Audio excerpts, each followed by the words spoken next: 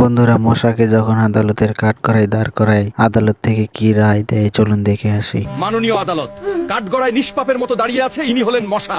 এই মশা শুধু রক্ত খায় না, এ মানুষের ঘুম কেড়ে নেয়, রাতে কান পেতে ভু শব্দে আতঙ্ক ছড়ায়। আমি ছোট্ট প্রাণী, একটু রক্তই তো খাই, এতে এত দোষ কি? ছোট্ট বলে ছাড় পাবে নাকি?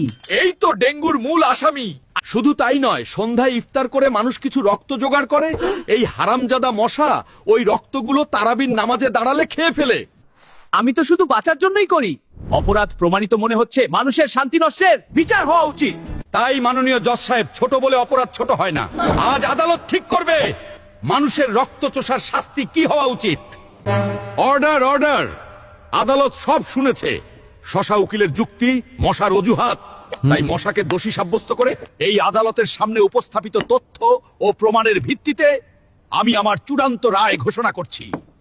এই মশাকে সারা জীবনের জন্য মশার কয়েলের সাথে বিয়ে দিয়ে বনবাসে পাঠিয়ে দেওয়া হবে। বন্ধুরা, ভিডিওটি ভালো লাগে তাহলে ভিডিওতে লাইক দিয়ে চ্যানেলটি সাবস্ক্রাইব করে দিও।